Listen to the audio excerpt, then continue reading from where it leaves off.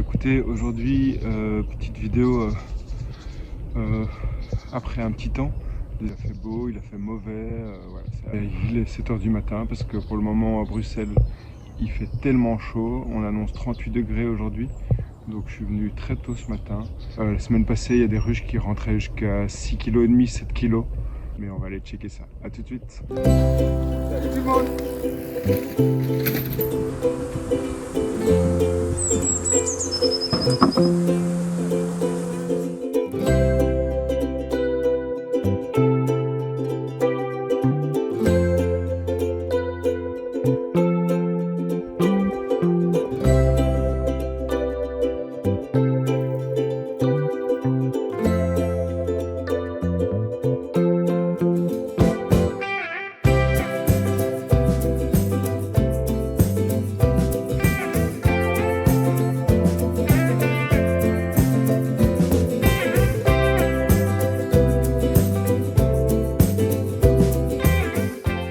Et donc voilà, bon, bah écoutez, regardez, hein, ici on a 3 hausses, là on en a 1, 2, 3, 4, 5, et l'autre, hop, je vous reprends, l'autre elle en a 3, donc on va aller checker tout ça.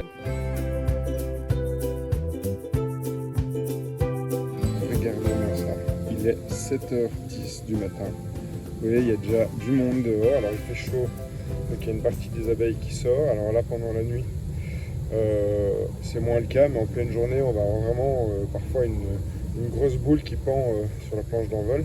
On appelle ça faire la barbe, une grappe, et elles font ça vraiment pour pouvoir décharger une quantité d'abeilles pour pouvoir après ventiler plus facilement l'intérieur de la ruche et donc mettre le nectar à un bon taux d'humidité et réguler aussi la température par rapport au couvain, parce que c'est ça quand même le plus important, c'est les générations futures qui sont en stade œuf, larve, nymphe et puis qui vont naître. Donc voilà, c'est très important. Donc ce matin, je vais quand même mettre les gants, hein. Il fait quand même un peu lourd. C'est pas orageux, mais parce qu'ils annonçaient légèrement un risque de pluie ce matin. Mais vu les températures, on va les mettre un petit coup de fumée juste pour les prévenir, et puis je couche en fumoir au-dessus, ça évite qu'ils ne surconsomment. Hop.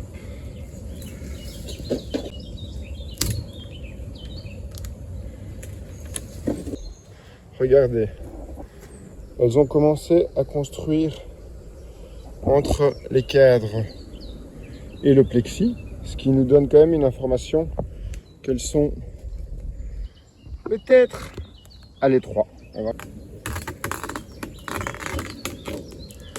J'ai gratté ici un peu la cire et effectivement elles doivent être à l'étroit parce que on a déjà du nectar dedans. Alors je vais légèrement enfumer comme ça.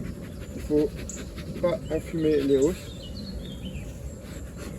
parce que ce qui se passe, c'est que si on enfume abondamment la hausse, votre miel il va avoir un goût de fumée.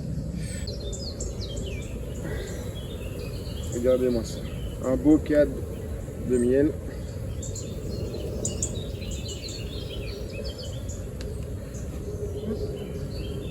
On va enlever la hausse. Si j'y arrive. Ça c'est juste pour calmer. Et alors on va regarder un truc sur celle-ci, d'accord, sans trop enfumer non plus. Où ça en est. On va laisser comme ça. Les cadres ont été complètement étirés. Il va falloir que je rajoute une hausse. Et là, c'est tellement lourd que je dois aller tout doucement. Pour pas exciter tout le monde. Vous voyez, ça commence à bien voler. Mais il fait chaud. Elles sont pas les plus contentes du monde.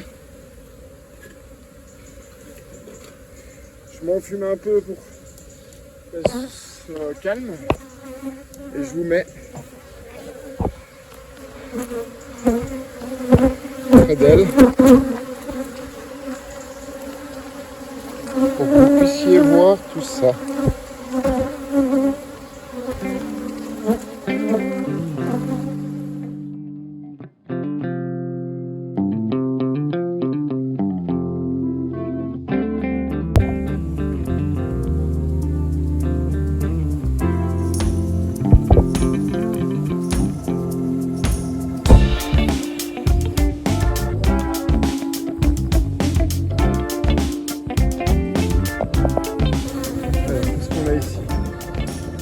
Donc avec une chaleur un peu moins forte, ça pourrait remieler encore sur les floraisons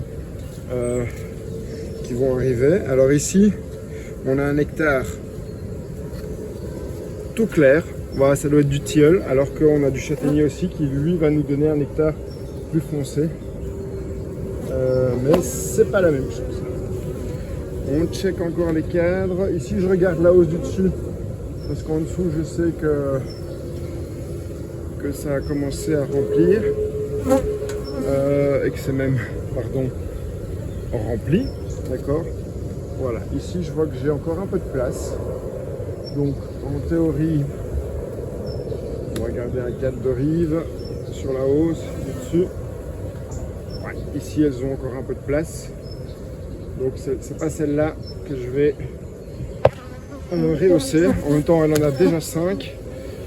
Regardez un dernier cadre de rive, mais qui est bien rempli quand même. Bon, je l'avais coupé, je pense, il y a une semaine ou deux, et de ce que j'ai vu, vous voyez, eh ben, il est complètement reconstruit. Et donc là, cet époxy, je ne vais pas aller voir dans le corps, je vais les laisser tranquilles, je vais juste couper le cadre témoin. Voilà, qu'elles ont reconstruit. Alors je fais toujours attention qu'il n'y ait pas ma reine dessus ici. Hop. Et là, on va enfumer légèrement. Ici on est dans le corps, donc il n'y a pas de problème. D'accord. Et alors qu'est-ce qu'on a ici? On a du nectar. Donc elles l'ont reconstruit, ça fera le petit bonbon de l'apiculteur. Voilà, alors, ce que je vais faire, c'est que je vais doucement décoller le cadre. Évidemment, ça propolyse. Au-dessus, ici, on a du couvain de mâle. D'accord? Donc là, je le retourne calmement. Je vais quand même regarder que je n'ai pas la reine dessus. Et après, ce que je fais, moi, quand c'est comme ça, je prends le cadre et je le secoue devant la planche d'envol. Ça me permet d'évacuer les abeilles. Et comme ça, si elles ont besoin, elles rentreront dès la planche d'envol dans la ruche. Voilà. Et donc maintenant, je vais découper un morceau de cire. Alors, je découpe à 3/4 généralement. Ça dépend si c'est du couvain ou si c'est autre chose. Donc là, je vais découper comme ça. Tac, tac, tac, tac, tac, tac. Et je vais... Voilà. Regardez-moi ça. Vous voyez, c'est rempli de nectar. Alors ici, il n'est pas operculé, donc je vais le mettre dans mon sachet. Hop. Et ça me fera une gourmandise aujourd'hui et les autres jours. Donc, parce que là, comme je disais, c'est du nectar parce qu'il n'est pas encore operculé. Hop. Je remets mon cadre témoin. On voit bien les abeilles à l'intérieur. Et ma vitre, je peux la replacer calmement. Je vais enfumer légèrement pour les faire partir, pour pas risquer de trop en écraser. Hop, voilà. Et je remets ma petite sécurité là. Hop, elles vont bien. Et là, ça va me permettre de vérifier si tout va bien. Parce que dans le cas d'une colonie essaimeuse, qu'est-ce qui se passe? Eh ben, elles ne vont pas reconstruire ça. Les cirières ne cirent presque plus et elles s'occupent vraiment de préparer l'essaimage. Et donc, notre cas de témoin, comme notre cadre à mâle, ne sera plus reconstruit. Dans certains cas ici, on a du couvain de mâle qui nous permet de couper, de donner aux poules, aux mésanges ou n'importe où, et de faire une action biodynamique contre le varroa. Voilà. Hop, je vous reprends et on va voir la suivante. Bon, alors ici, la petite dernière. Je passe devant vous. Voilà, alors la petite dernière, petite histoire. Début de saison, démarrage très difficile. J'étais même venu visiter avec un ami en formation d'apiculture, Kevin. On ne voyait pas de reine, il n'y avait plus de ponte. Et malgré tout, elle avait dû à un moment faire une sorte de pause dans sa ponte, alors que climatiquement à ce moment-là, il n'y avait pas de raison d'avoir une rupture de ponte. Et ouais, ça vole un peu, après il fait un peu orageux, je ne vais pas aller en dessous. Mais de ce que je vois, c'est rempli, il va falloir lui remettre une hausse. Et donc elle a quand même décidé, elle était plus que sur genre 2-4 de couvain. Et puis elle a rebondi. Et là, elle est sur, la dernière fois, elle était...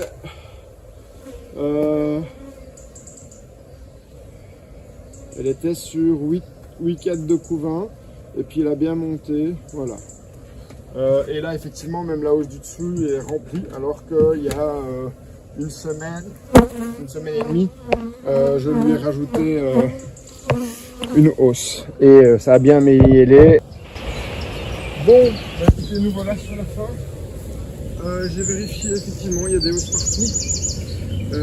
Sur les petits essaims, il y a des hausses bien remplies. Sur les petits essaims, ce qui se passe, c'est que où les reines n'ont pas encore repris leur fonte, où les fécondations ont vraiment été compliquées. Donc voilà. Ici, petite manipulation rapide. Alors à savoir, je n'ai qu'une hausse double paroi de libre, d'accord. Donc je vais mettre la hausse ici en avant-dernière. Oups, désolé, la caméra a coupé, donc je fais ça en voix off. Donc je disais, la hausse ici, on la place en avant-dernière parce que comme c'est une double paroi, il faut la mettre entre deux hausses simple paroi pour pouvoir remettre le toit de la ruche correctement, parce que sinon ça va faire des écarts et des risques de trous qui vont provoquer du pillage. Donc voilà, on ne fait pas ça et on l'intercale entre deux hausses simple paroi. Bon écoutez, voilà, c'est la fin de cet épisode 6 de la saison 3 de Rocher de Bonne Odeur. N'hésitez pas à me suivre sur Instagram, sur Facebook. Et pour ceux qui ne l'auraient pas encore fait, de s'abonner, de mettre une petite cloche. Et n'hésitez pas à mettre un commentaire, ça fait toujours plaisir. C'est constructif, évidemment, quand c'est positif. Donc essayez de me mettre un petit commentaire, je vous répondrai avec grand plaisir et on va essayer de voir Fred dans un prochain épisode. Ciao ciao!